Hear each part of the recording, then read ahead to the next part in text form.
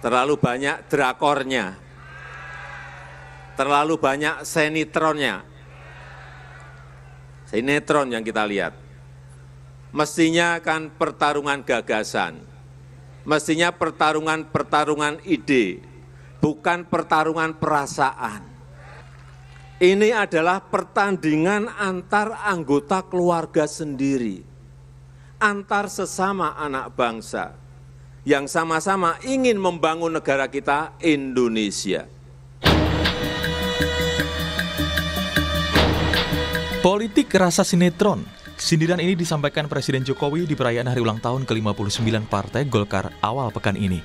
Menurut Jokowi, Pilpres harusnya diisi dengan gagasan dan ide, bukan drama, seperti yang belakangan terjadi. Entah siapa yang disindir Jokowi, tetapi belakangan situasi politik Indonesia memang tengah memanas. Berbagai faktor ditengarai sebagai pemicu, mulai dari putra sulung Jokowi yang juga kader PDIP, Gibran Rakabuming, yang menjadi Cawapres Prabowo Subianto, hingga sidang etik Mahkamah Konstitusi yang berujung pencopotan adik ipar Jokowi Anwar Usman dari kursi Ketua MK. Sementara pekan lalu, di acara deklarasi tim pemenangan daerah Ganjar Mahfud di Semarang, Jawa Tengah, Ketua DPP PDI Perjuangan Puan Maharani sempat menyinggung soal kawan yang kini menjadi lawan di Pilpres 2024. Gak takut? Ada yang mengintimidasi, mengatakan tidak boleh pilih Ganjar Mahfud. Kalian akan pilih siapa? Ada badai menghadang di depan kita. Kawan menjadi lawan, teman menjadi lawan. Kita tetap akan dukung siapa?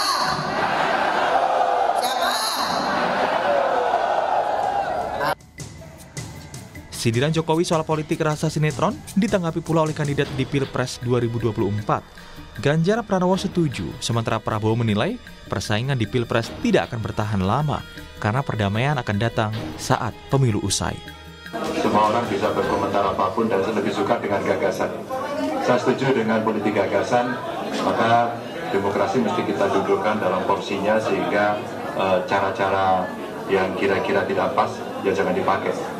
Sehingga semua punya situasi yang semua punya sikap yang sama, punya lapangan yang fair, sehingga gagasan-gagasan itu bisa disampaikan dan kita harus jujur. Sekali lagi Pak Jokowi, terima kasih. Contoh yang Bapak berikan, sikap negarawanan Bapak. Bapak kalahkan saya, tapi Bapak mengajak saya untuk bersama. Lalu siapa yang disindir Jokowi soal politik bak sinetron? Tim Liputan, Kompas TV.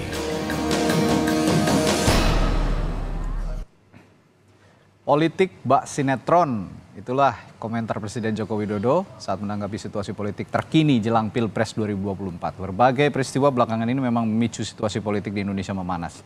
Lalu adakah pihak tertentu yang didasar atau disasar Jokowi terkait sindirannya itu? Kita bahas bersama sejumlah narasumber pada pagi hari ini. Ada pengamat politik dari Universitas Al-Azhar Indonesia, Ujang Komarudin, yang hadir di studio pagi hari ini. Selamat pagi, Kang Ujang. Selamat pagi, Bang Radi. Assalamualaikum. Ya, waalaikumsalam warahmatullahi wabarakatuh. Dan melalui sambungan Zoom juga ada politisi PDI Perjuangan Andreas Hugo Parera, dan nanti juga akan bergabung melalui sambungan Zoom juga Ketua Badan Pemenangan Pemilu Bapilu Pro Jokowi atau Projo, Panel Barus. Nah, saya sebenarnya mau tanya ini pertama ke Bung Panel, tapi Bung Panel belum bergabung, kita akan tunggu karena Bung Panel ini secara politik sepertinya masih ada di belakang Pak Jokowi begitu ya di Pilpres 2024. Tapi saya akan ke Bung Andreas dulu ya, Kang Ujang ya.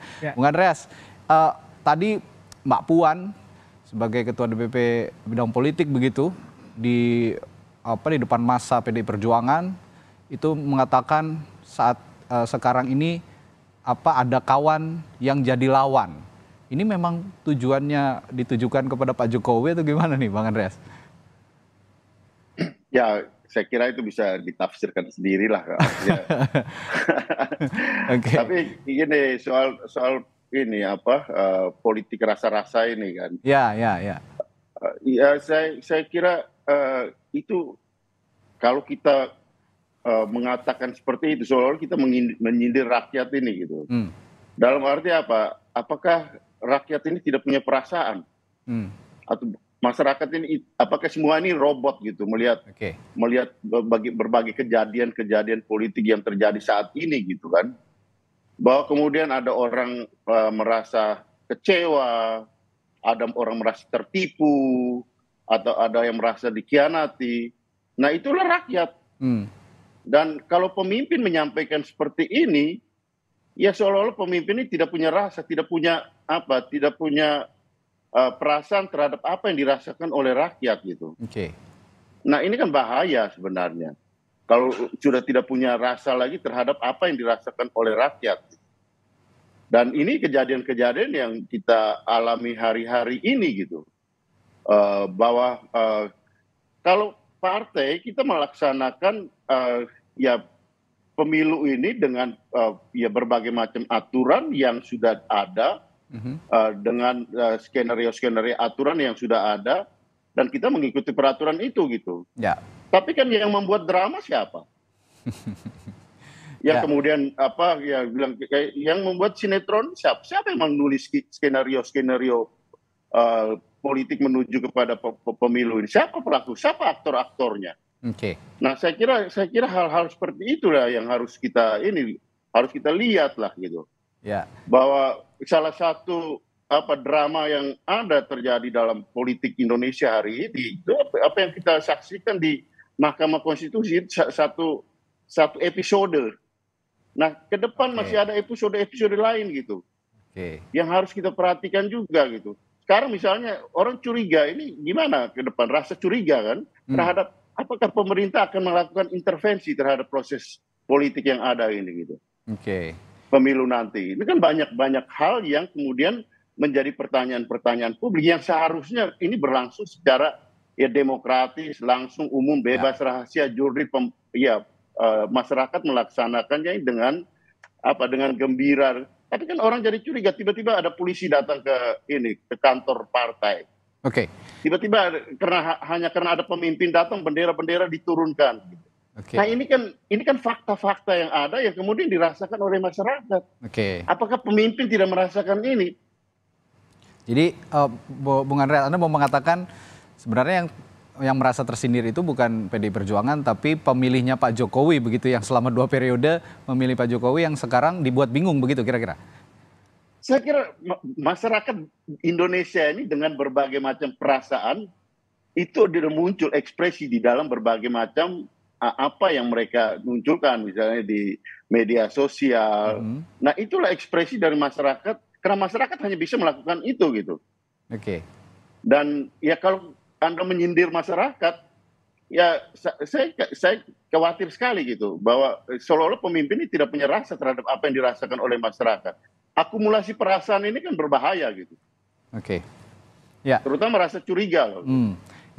Kalau tidak percaya lagi, orang bisa curiga sama orang. Baik, Kang Ujang, dramanya seperti Bang Andreas tadi bilang, justru ada di saat intervensi-intervensi politik yang dilakukan pemerintah saat ini. Ini juga menuju ke arah pernyataan Pak Jokowi yang mengintervensi sehingga menimbulkan drama, termasuk tadi katanya di Mahkamah Konstitusi. Demikian memang adanya. Ya, kalau kita bicara politik secara umum, ya kan penuh drama. Artinya apa yang di depan panggung berbeda dengan yang di belakang. Kan ini selalu terjadi di politik kita. Oleh karena itu kalau misalkan sekarang rame nih soal drama lalu sinetron, ya memang fakta dan kenyataan bahwa politik kita diisi oleh hal yang seperti itu. Tetapi apakah mana yang melakukan itu, siapa aktornya, tentu publik sudah membaca itu kan. Nah misalkan kalau tuduhan atau kritikan Pak Jokowi ini kan sebenarnya juga berbalas kritik lah. Sebelumnya Pak Hasto mengkritik Pak Jokowi, lalu Pak Jokowi tadi ya tanda petik ya mengkritik PDIP yang dianggap baperan gitu kan. Arahnya ke sana sebenarnya. Lalu Mbak Puan mengatakan kawan kini jadi lawan. Ini kan seiring sejalan dengan yang terjadi saat ini. Jadi saya melihat dalam konteks itu ya hari ini marilah ke depan untuk mengkonstruksi narasi politik itu dengan penuh narasi positif, narasi kebaikan. Ya memang fakta dan kenyataannya politik itu kita kan sinetron, seperti sinetron. Nah dalam politik memang kita dikenal begini Bang, kalau politik praktis ya, dalam teoretik tidak dikenal. Ya biasanya kalau bahasa saya boleh mengatakan bahwa kalau politik jangan baperan gitu. Karena kalau kalau baperan itu ya jangan pakai perasaan gitu. Nah, kenapa? Kalau pakai perasaan itu kalau sedang bercinta pakai perasaan, tapi berpolitik tidak. Tetapi kan ini tidak juga di teoretiknya tidak ada, tapi praksis politik seperti itu. Tapi itu tidak bagus, tidak baik. Politik yang baik adalah bagaimana membangun skema relasi antara katakanlah tadi ide dan gagasan, apa yang ada di pikiran dengan hati nurani. Dengan mengembangkan tadi kejernihan hati. Ini penting dilakukan oleh seluruh elit politik kita. Makanya yang ada hari ini adalah bukan pertarungan ide dan gagasan, Bang Radi, yang hari ini muncul terus saling kritik, saling serang, lain sebagainya. Oleh karena itu ke depan, ya kalau kita ingin membangun sebuah kontestasi pilpres atau pemilu yang sehat, ya, maka narasi yang harus dibangun dan dikembangkan adalah narasi yang positif, gitu, yang penuh kebajikan, sehingga nanti pilpres itu betul-betul menjadi pesta rakyat, pesta demokrasi yang sejatinya kalau berpesta itu kan menyenangkan, menggembirakan. Nah hari ini kita masih katakanlah, ya walaupun saya menganalisa, tetap dari semua ujung pertarungan nanti ya kita punya pembelajaran yang besar, selalu berujung pada rekonsiliasi, selalu berujung pada konsensus. Kan dalam teori itu kalau ada konflik selalu ada konsensus. Kalau ada ribut ya selalu ada rekonsiliasi, kira-kira seperti itu. Tapi begini Kang Ujang, saya setuju juga bahwa pertarungan ide dan gagasan masih sangat minim sekarang. Saya mewakili publik begitu ya, saya juga punya hak pilih gitu ya nanti di Pilpres 2024. Sampai sekarang, sampai detik ini juga masih minim menerima ide dan gagasan para bakal capres begitu ya kalau boleh dikatakan. Karena banyak berkubang pada perdebatan-perdebatan di luar ide gagasan begitu, saling serang dan demikian. Nah, kalau yang disinggung oleh Bung Andreas tadi soal publik sebenarnya yang disasar atau disindir oleh Pak Jokowi sebagai seorang yang baperan gitu. Anda melihatnya seperti itu, publik katakanlah pemilihnya Pak Jokowi selama 2 periode, apakah pantas untuk baper dengan pernyataannya Pak Jokowi seperti itu? Ya, saya sih melihat tidak ya. Kalau baper kembali kepada publik sendiri tadi, kepada pemilih Pak Jokowi. Tetapi saya melihatnya bahwa kalau kita mau mengatakan objektif, tentu ada narasi-narasi yang katakanlah bisa dianggap tepat dari ucapan Pak Jokowi, tapi juga ada yang tidak. Kita kalau menganalisa dari ucapan-ucapan Pak Presiden, Pak Jokowi kan ada benarnya juga ada tidaknya. Oleh karena itu kalau misalkan ya katakanlah mengkritik yang lain baper karena tadi membawa perasaan dan lain sebagainya, bisa iya juga bisa tidak, kita tidak tahu. Tetapi dalam konteks itu kalau kembali kepada tadi pernyataan Pak Jokowi kepada pemilihnya, gitu ya, kepada pengikutnya, saya rasa arahnya tidak ke sana, karena ya? Arahnya pasti ke lawan politik. Ini saya sih melihatnya seperti itu. Iya. Ini saya juga sudah tersambung dengan, tadi sebenarnya kita akan ke Bung Panel, sepertinya Bung Panel belum bisa bergabung dengan kita. Jadi pagi hari ini yang bergabung ada Bang Emmanuel Ebenezer sebagai Ketua Umum DPP Prabowo Mania 08 yang sebelumnya juga sebagai pendukung Pak Jokowi ini, Jokowi Mania sebelumnya ya. Pak, selamat pagi, Bung Noel. Selamat pagi, Mas. Mantap. Selamat pagi, Pak Seth. Nih, Bang, lagi ngobrol-ngobrol ini, Bung Noel. Pak Jokowi kemarin, ya ngobrol-ngobrol soal sindir-sindirannya Pak Jokowi. Katanya politik sekarang itu banyak bapernya, banyak drakornya, banyak sinetronnya begitu. Ini siapa yang disasar kalau Anda melihat pernyataan Pak Jokowi, Bung Noel? Ya, gerakan Pak Jokowi kan melihat realita itu ketika semakin mendekatinya pemilu di 2024 nanti, karena orang-orang ini banyak yang baper memang hari ini, sensitif dan sebagainya. Saya rasa pernyataan Pak Jokowi itu wajar ya. Kenapa? Dia melihat itu real dan nyata bahwa kita melihat bahwa sikap berprasangka buruk, dikit-dikit ngambek, dikit-dikit keluh kesah. Kita lihat kayak kemarin FX Rudy, rumahnya didatengin polisi langsung bawa narasi ada semacam intimidasi dan sebagainya. Dia bilang, oh ini tidak sepatutnya. Padahal base camp kita hampir semua saya tanya, kantor-kantor pengusung Koalisi Indonesia Maju, saya tanya sama, kita disamperin dia sama polisi. Ternyata itu bentuk pengamanan kepolisian, bukan PDIP aja. Ternyata koalisi Indonesia Maju, saya tanya DPC, bahkan DPP-nya juga disamperin polisi. Dan itu bukan intimidasi, itu mah tugas rutin. Makanya saya bilang hari ini kok banyak sekali narasi-narasi yang menyimpang dari harapan publik. Jadi saya rasa sudahlah hentikan narasi-narasi yang basisnya itu adalah ketakutan-ketakutan. Karena kan kita mau demokrasi ke depan ini dihadapi dengan riang gembira. Jangan lagi membangun narasi-narasi ketakutan dan sebagainya. Apalagi kita lihat PDIP itu kan partai besar, kemudian partai ideologis, pasti bicara tentang gagasan-gagasan besar, bicara tentang hal-hal yang besar, dia hal yang ideologis, tidak ambekan-ambekan dan perasaan-perasaan. Dan saya yakin apa yang disampaikan Pak Jokowi itu tepat sekali. Agar apa? Publik juga harus bicara tentang bahwa politik itu rasional, bukan emosional. Makanya berpikirlah secara rasional, bukan emosional. Kira-kira begitu. Tapi begini Bung Noel, PDI Perjuangan sebagai partai politik yang mengusung Pak Jokowi, bukan hanya di Pilpres 2009 lalu 2014, bahkan dari Pilkada Solo dulu, lalu juga berlanjut ke Pilkada DKI, berlanjut ke Pilpres. Ini perjalanan romansa yang cukup panjang dengan PDI Perjuangan. Ibaratnya kalau memang sudah berumah tangga begitu, sudah mengarungi kehidupan berapa lama, tiba-tiba selingkuh gitulah istilahnya ya. Banyak juga kan kalau hubungan berumah tangga ternyata istrinya tidak terima misalnya, atau pasangannya tidak terima. Ini sesuatu yang wajar, ada perasaan seperti itu. Anda tidak melihat ada sedikit misalnya juga komunikasi etikal yang dilanggar oleh Pak Jokowi terhadap PDI Perjuangan? Oke, itu analogi yang tidak tepat menurut saya. Ini partai, bicara tentang ideologi.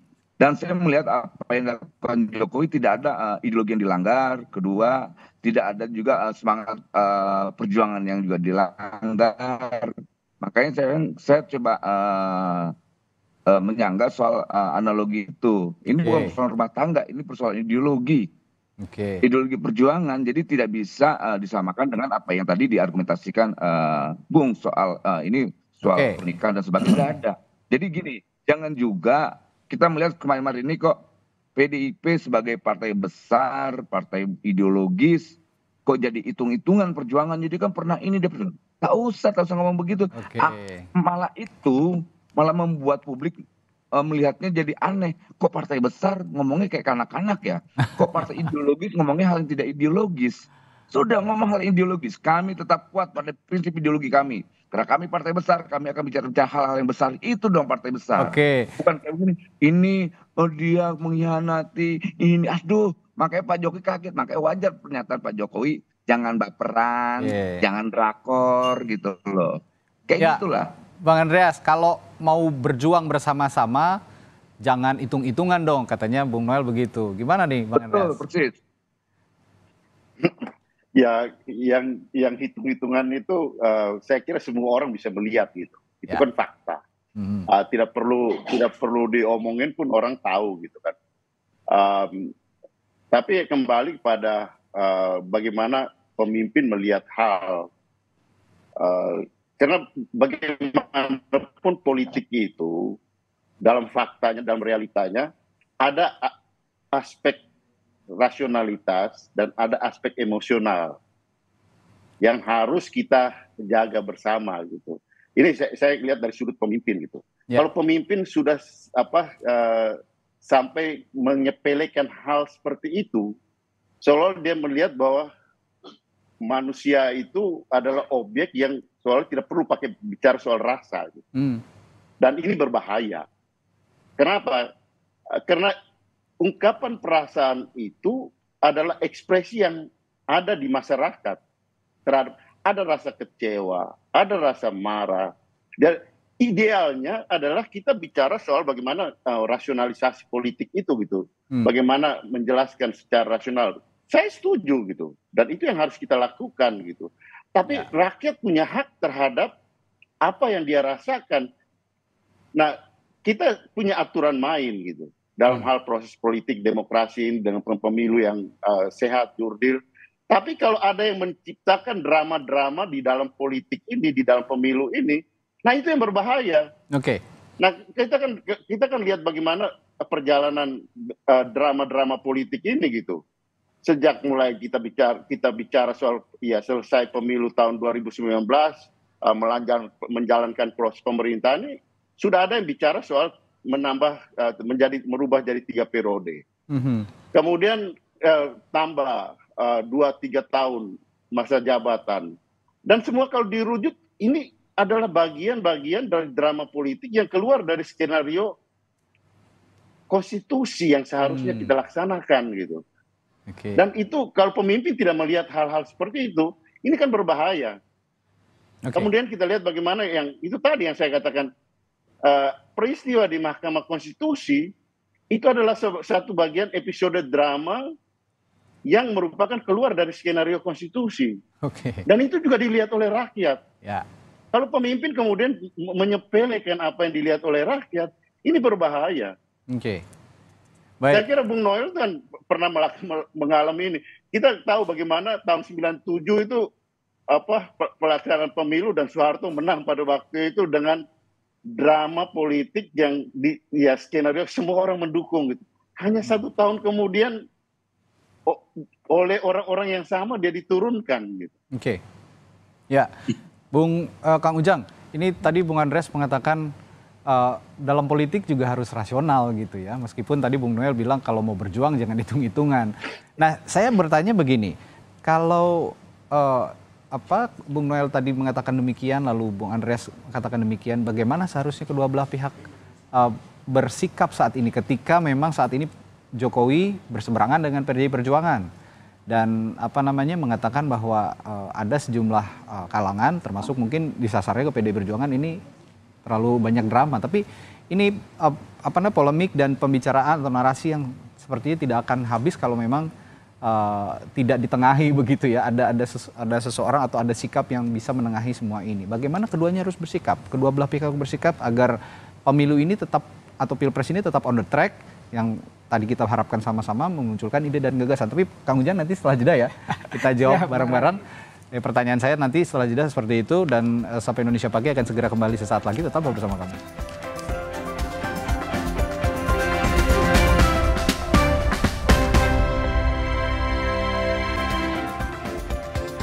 Masih bersama kami di Sapa Indonesia Pagi, masih ada Kang Ujang di studio dan juga Bung Andreas Ferreira dari PDI Perjuangan dan Bung Noel dari Pro Prabowo ya, dari Jokowi, Prabowo Mania, bukan Pro Prabowo, Prabowo Mania 08 gitu ya.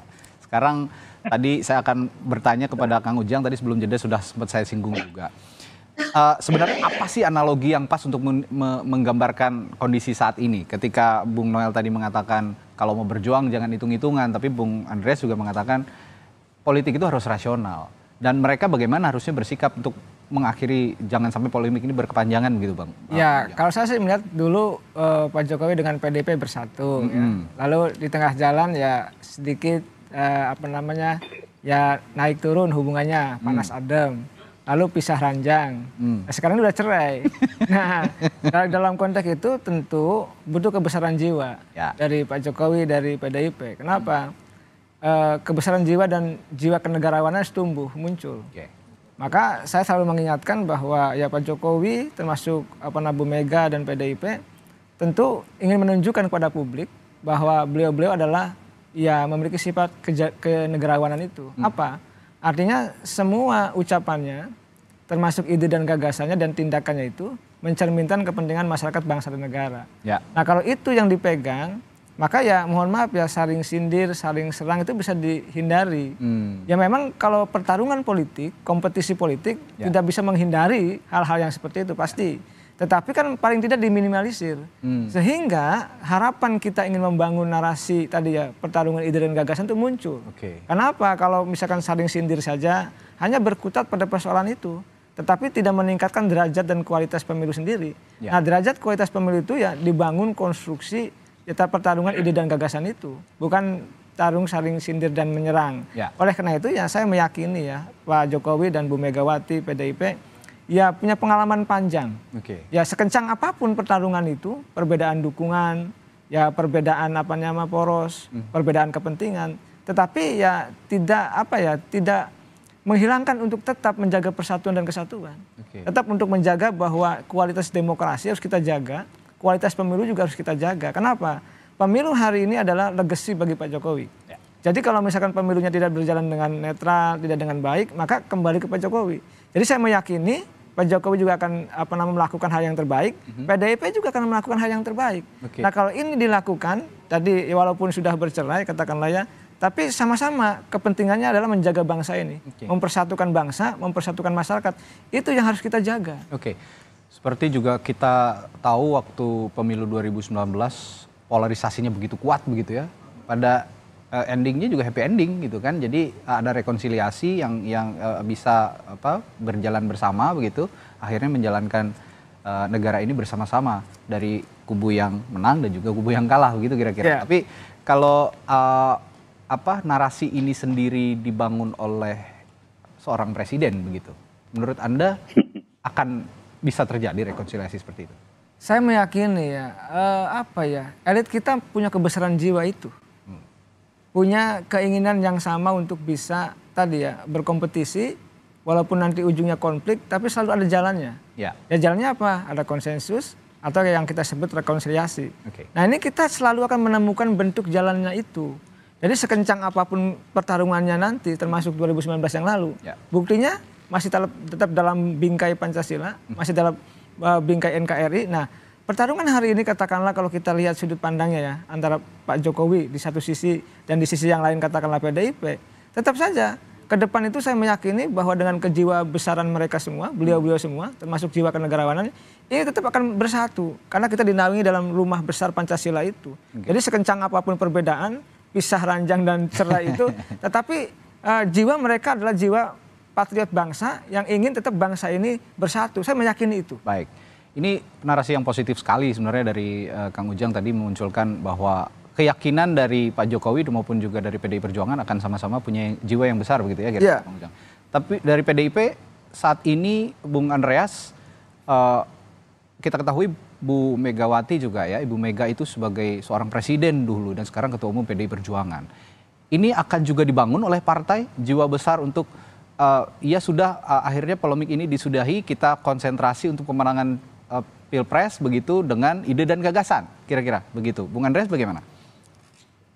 Justru PDI Perjuangan kan ya melakukan itu gitu. Dalam arti ya kita taat terhadap konstitusi gitu. Kita menjalankan ya agenda-agenda politik yang ada. Yang bilang drama siapa? Yang memainkan drama ini siapa? Yang menulis skenario drama ini siapa? Sutradaranya siapa? Siapa pemain drama ini? Kan semua orang bisa lihat itu gitu, Mas Radi. Nah, oleh karena itu ya disinilah poin daripada apa yang kita bicarakan ini gitu. Jangan kemudian kita menepuk air di dulang terpercik ke muka kita sendiri gitu. Ini kan seolah-olah terjadinya seperti itu. Saya nggak tahu apakah yang menyampaikan itu menyadari atau tidak gitu, soal drama, soal perasaan-perasaan. Ya, jangan sampai kita menepuk air di dulang kemudian terpercik ke muka kita sendiri. Kalau PDI Perjuangan kita mengikuti skenario-skenario politik yang ada. Kita tidak, apa yang terjadi di MK semua orang bisa lihat, dan ya kami mengikuti semua proses apa yang sudah diputuskan oleh Hakim Konstitusi, kita laksanakan itu gitu. Kita fokus pada memenangkan Pak Ganjar dan Pak Mahfud.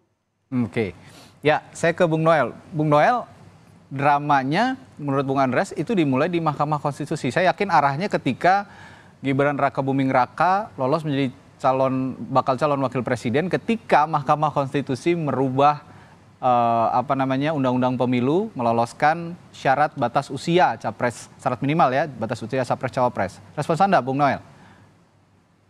Ini keputusan MK itu terjadi sebelum ada pendaftaran ya di KPU. Artinya peluang PDIP untuk menggait Kaisang juga bisa, menggait Bobi juga bisa, menggait anak-anak muda yang lain juga bisa. Kenapa tidak dilakukan?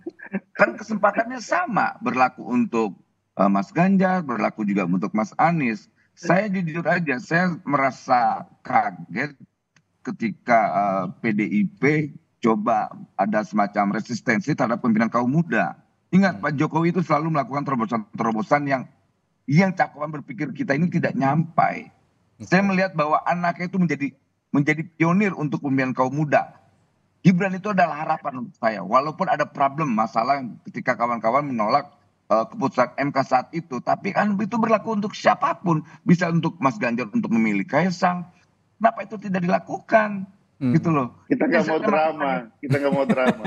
Kita nggak mau drama katanya Bung Noel. Kita nggak mau drama. Itu nggak begitu. Gini, makanya sekarang kayak gini. Sudah diberhentikan ketua MK-nya. Lalu apalagi persoalannya? Saya jujur ya, saya akan melakukan gugatan lagi nanti setelah Pilpres meminta agar pembatasan umur 40 tahun segera dicabut. Karena saya mau anak saya mau jadi calon presiden, anak saya mau jadi wapres. Itu. Jadi hak konstitusional anak saya harus terpenuhi. Saya tidak mau lagi persoalan usia ini kan dampak dari apa yang keputusan dan pembatasan konstitusi batasan umur 40 itu membatasi gerakan kaum muda. Dan itu dilakukan oleh para politisi yang korup saat itu. Dan ini harus kita juga cara berpikir korup kita. Ya, Bung Noel. Saya berpegang kan itu sudah terjadi kan. Itu kan sudah terjadi sampai akhirnya paman jadi korban. Oke, Bung Noel, tapi kalau ngomong soal kesempatan, kasih kesempatan. Pamannya Gibran jadi korban dari drama ini. Ya. Sepakat soal gini, ini kan partai PDIP ini partai kader, partai ideologis. Ayo dong sama-sama kita berjuang soal dengan kaum muda. Itu baru enak kita ngebahasnya. Ini sebuah terobosan, ini sebuah gagasan cemerlang buat bangsa ini. Pak Jokowi berani mengorbankan anaknya untuk apa? Untuk mengisi ruang kosong yang selama ini dikorup oleh para polisi tua. Apa yang dihasilkan oleh para politisi tua kalau tidak mewariskan apa? Konflik kebencian. Berapa puluh tahun kita rasakan hal itu. Begini, dan Bung Noel. Hari ini itu harus kita akhiri. Warisan konflik, warisan kebencian yang diwariskan oleh para politisi tua kita hentikan. Mari kita bicara tentang ke depan, tentang Indonesia yang lebih baik. Biarkan Mas Gibran ini adalah harapan menurut saya. Walaupun ada masalah, tapi dia harapan. Tiap perubahan harapan. Itu pengorbanan. Ya, harapan saya garis bawahi. Tapi begini, Bung Noel, berbicara soal harapan, berbicara juga soal pionir begitu ya, Mas Gibran dianggap sebagai pionir kaum muda untuk menjadi pemimpin di Indonesia begitu. Tapi kalau kita lihat di negara ini sebenarnya agak out of topic dari perbincangan kita hari ini, cuman saya akan menggeser sedikit.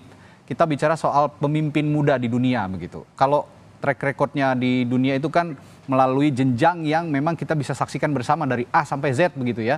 Nah, Mas Gibran ini menurut Anda sudah punya jenjang itu sehingga layak begitu dicalonkan sebagai seorang memimpin negara ya, bukan pemimpin di daerah saja, tapi ini pemimpin negara yang memimpin 270 juta lebih rakyat Indonesia. Saya tidak meragukan soal leadership-nya dia, kemampuannya dia, leadership-nya. Kita karena melihat waktu Jokowi menyalonkan saja, siapa yang tidak meragukan Pak Jokowi? Jokowi anak pinggir kali, Jokowi wong deso apa. Dan saya lihat Mas Gibran ini sosok pemimpin yang mampu beradaptasi dengan tatanan baru hari ini soal apa? Soal rezim digital. Nah, kita ini yang tua-tua ini ngerti apa sih sekarang dengan hari ini? Itu nanti ada tatanan baru yang saya lihat para polisi tua ini yang tidak paham soal itu gitu loh. Ini soal leadership, kemampuan, kompetensi dan sebagainya. Saya melihat Mas Gibran itu punya kemampuan. Jangan diragukan dong, tapi ya nggak apa-apa. Ketika orang mengerti itu bagus sekali. Jangan tidak, agar apa? Mas Gibran menunjukkan bahwa dia benar-benar seorang leadership yang punya kemampuan untuk bangsa ini ke depan. Kalau ngomongin melek digital, saya jadi tersinggung nih sama Bung Noel. Saya juga paham loh digital, Bung Noel. Bukan hanya Mas Gibran kalau literasi digital.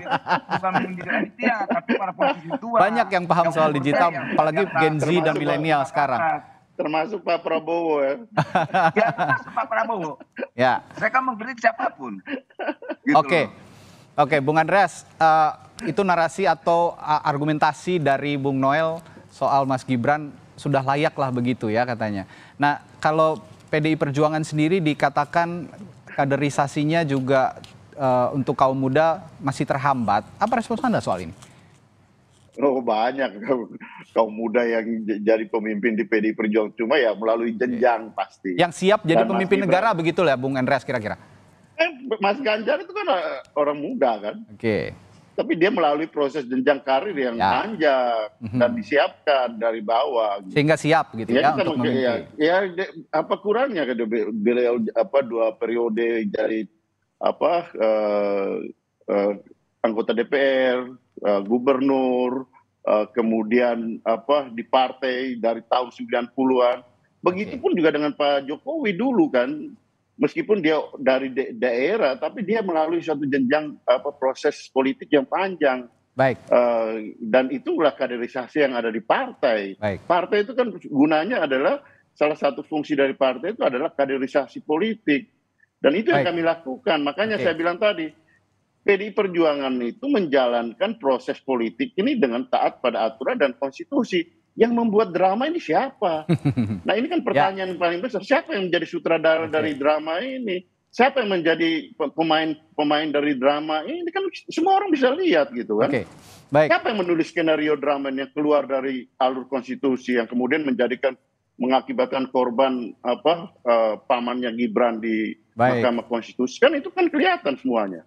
Itu kembali lagi berarti kepada publik, saya juga sebagai publik yang menilai nantinya, meskipun di last minute akan memilih siapa nanti akan kelihatan lah ya, begitu kira-kira. Singkat saja Kang Ujang untuk terakhir, kapan narasi-narasi ini dihentikan dan juga kapan ide dan gagasan itu harus muncul? Apakah sesegera mungkin dari sekarang? Ya, saya sih melihat hari ini ya sekarang. Karena begini, kalau narasi kebaikan, narasi ide dan gagasan tidak muncul, maka yang muncul narasi negatif. Ini tidak boleh. Oleh karena itu jangan mengulang Pilpres 2019 yang lalu. Nah, mari kita sampai nanti ada polarisasi lagi gitu lah ya. Kita perbaiki. Ya, saya meyakini ya elit politik kita sudah membangun kesadaran itu untuk membangun narasi tadi ya, membangun konstruksi berpikir pertarungan ide dan gagasan itu, dan itu peluangnya ada untuk menutup ruang-ruang tadi munculnya ide-ide yang negatif, kampanye hitam gitu ya, lalu juga penebaran hoax, fitnah dan lain sebagainya, menutup ruang itu. Meskipun untuk mengungkapkan ide dan gagasan dalam konteks politik, bumbu-bumbu drama itu akan tetap ada begitu ya. Ada. Bumbu drama itu akan dinamika politik, Bang Radi. Ya, itu dinamika politik bahwa drama itu tidak akan mungkin hilang dari dunia politik, tetap ada. Tapi di track ide dan gagasan kita harus sama-sama mengawal bahwa drama juga nih. Visi dan misi, ya saya juga sebagai broadcaster seorang pemain drama juga kalau kata Bang Andreas gitu ya. Tapi visi dan misi bakal capres-cawapres harus kita kawal sehingga pemilih tidak bingung untuk memilih calon pemimpinnya di 2024 nanti. Baik, terima kasih Bung Andreas Hugo Parera, politisi PDI Perjuangan, dan juga Bung Emmanuel Ebenezer dari Prabowo Mania 8, dan juga Kang Ujang, pengamat politik atau analis komunikasi politik dari Universitas Al Azhar, telah bergabung di Sapa Indonesia Pagi.